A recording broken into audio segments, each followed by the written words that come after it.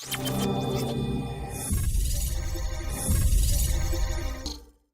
I'm Adam with Productivity Academy. Welcome to the Productivity Academy weekly Q&A number 62. Going to cross my fingers for a little bit better technical outcome on this one. Last week we had 2 videos. If you haven't seen those, you can find them in the group. If you're not a part of the group, you can join by clicking below, answer a couple questions on what you're looking for in terms of productivity, processes, all that. It's a free group to join. Just want to make sure that you want to be there. And then today we're going to be talking, though, about productivity using Google Calendar, some really, I think, important ways to manage your time and then to save a lot of time, okay? And the end result of what you can do with this, like the action item, is really simple, but it's one of those that pays off really big. So I'm excited to share that. And then had a question about productivity timer apps. So going to talk about that, show a couple of those, and then why you might want to be using those. So real quick, if you're watching this live, thanks for tuning in. If you got any questions, go ahead and ask them. I'll keep an eye on the side there and see if anything comes in and answer those as time allows. If you're catching this after the fact, again, you can join us in the Real World Productivity group by clicking the link below. And if you're into just checking this out, the replays, you can click subscribe as well. Stay up to date on these, as well as app reviews, one-off videos for automations, processes, productivity, time management, all that good stuff. Let's see. I am going to attempt to not share my screen because that is no longer an option. So I was curious how this was going to go. So we'll just talk through it, which is not quite as good, but it'll be fine. So what I want to talk about with is productivity with Google Calendar and how you can get more out of that. So the first off, the reason is why, right? Before we go into this, and I try to do this in terms of tools and apps and stuff, like it's neat, but that's not the reason. It's got to fit into some sort of a framework or your framework rather. So for myself, my foundation or my framework, it has to do with time management. Okay, and this is something that I didn't do when I was younger, and definitely learned to incorporate. And that's basic time management or time tracking. And the reason behind this is if you're not really tracking the time it takes you to do things or planning ahead, saying I have this much time, then you tend to wildly under and overestimate how long things are going to take. And in general, we tend to underestimate because we think we're faster, and then you add too many tasks, and then you're totally screwed because your project runs out of time. All right, so that's the general idea. And as time goes on, you just get better and better about doing this. Plus, in today's world, it just makes your life easier. If you are using, and it doesn't have to be Google Calendar, but an online calendar of some sort that probably ties into other areas, especially if you're helping or working to run a business, that maybe you're managing calendar bookings. People are booking your time. You're a consultant, that you need to have your time mostly accounted for during business hours, so that then maybe someone could schedule a meeting with you, or you can look and see, hey, do I have time to take a meeting? Things like that. And then becomes important as well, like I said, about project planning. Okay, when you start to know, oh, okay, I understand that I need X amount of hours to do this sort of a task. And then once you get to the point of, oh, I want to hire someone, I want to delegate some of this. Now you have an understanding of how long that stuff takes. And it can, really save you a lot of time and a lot of problems too when trying to hand off these tasks. So with that said, what you want to do though is a lot of people, you start off, and I did the same thing with, you just create a calendar event. Okay, let's just say it's you need to write a blog post. This is a classic example. You say it's going to take you an hour, and so you just block off that time. That's a great first step, but it's the first step of many. And what you're missing out on there is having those resources at hand. So what we end up doing a lot of times is, while you've allotted yourself an hour, usually it takes a little bit of mental time to kind of switch into that from whatever you were doing. And then you're going to be like, okay, you need the folder, right? Where's the blog post go? Are you writing it in Google Docs? Where's that folder at? Is it somewhere down there? Is it supposed to be in Dropbox?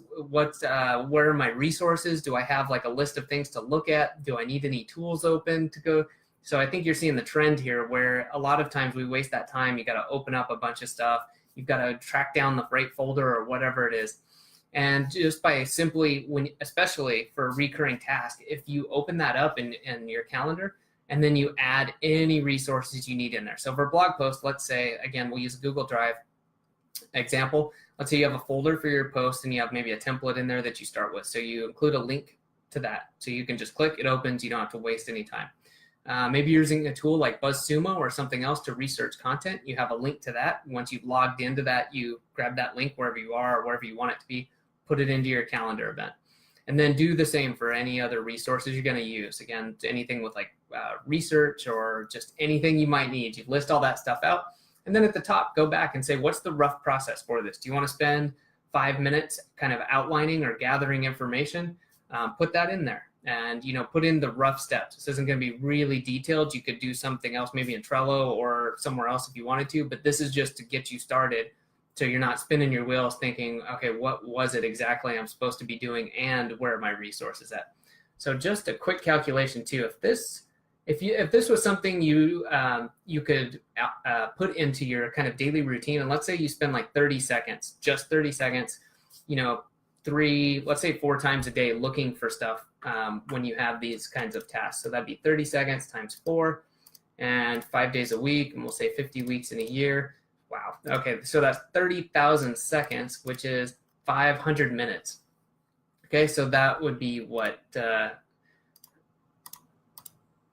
that's right. A little over 8 hours. You're going to spend 8 hours a year just like looking for folders and doing stuff like that. And that's when it's fun to look at these numbers and be like, oh my God, like I can't imagine wasting that much time. Wouldn't it be nice to have that time back so that you're not frustrated? You're not just getting sidetracked. If you go and you need a resource and you're looking for something like BuzzSumo or you're typing it in, but then you end up in your email somehow, that stuff happens.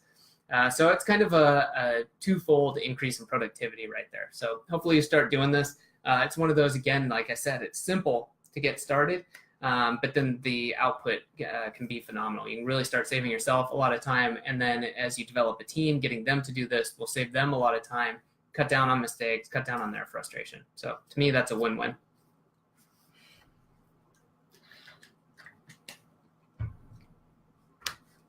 Okay, so we had some questions about productivity timer apps.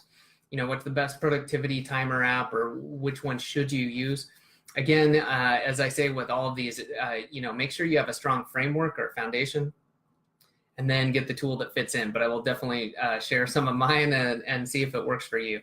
So the idea behind this, a lot of people use timers, is managing their time, obviously, but then for Pomodoro technique. So maybe the classic one is like 25 minutes on of like block distractions, block everything, go, and then take 5 minutes off, get up, walk around, do some non-focused task. And this has roots in a lot of areas. I mean, literally scientific research as far as like how you learn, how you perform. You want to have these really focused times, but then you need these times where you're away, I guess. And I believe the Learning How to Learn course is diffuse mode, so that you're just doing something else. Don't stay focused. And we all know that, that you can't stay focused forever. So doing this with a timer can really help you be more effective. So I wanted to share these on the screen, but I'll put the links below. One of them I use, a real simple one, is Egg Timer, and it's e.ggtimer.com. Or you can just, what I do is type in like egg timer and then the minutes or whatever I want, like 25 minutes or 1 hour. And then the link will usually just come up already with that. You click it and it starts a countdown timer like on the whole page. And you can get a little alert audio on it, and then the page will come up when it's done. So that's a really fast one to use if you're just, you don't have anything bookmarked. And then Tomato Timer, which I believe is, tomato-timer.com. And if you search, I believe, productivity timer app, that will come up. That's a really cool one. It's a real simple page. You can set it for a Pomodoro. You can change the amount of time, and you could set it for a short break, long break. Just really handy. And again, these are really useful so that you have a go-to way, so you're not getting lost, especially let's say, you're supposed to be doing something for 45 minutes, that you might want to set that so that you have that reminder of, hey, I'm done. Or you could set it for 40 minutes, could be helpful to say, okay, time's almost up, you got 5 minutes, need to wrap it up, maybe do a little summary of like, okay, if you're done, that's great. If not, hey, what are the remaining action items or things I need to do on this? Get that written down, get it put somewhere where you can start working on it during your next work period for that. So pretty cool. And then beyond that, just use whatever app you want, use your phone. Grab that, set the timer on that. You could, anything to me that has some sort of notification. In this case, I find that to be important so that you don't just blow past it, if it's silent or it doesn't bring up your attention. And then incorporate that into your workflow and see how it works for you. So again, the best app is the one that works for you. So I think that is it today. I don't see anything else. All right, so that'll do it. Thanks for checking it out. And again, if you'd like to ask questions live or ahead of time, you can come join us below, or you can hit the subscribe button if you're watching on YouTube and stay up to date with these app reviews, as well as the podcast too, which we're porting into YouTube. And we've got a good one coming up, I believe in 2 weeks it'll be posted, and really interesting stuff. So stay tuned, and I'll see you next week.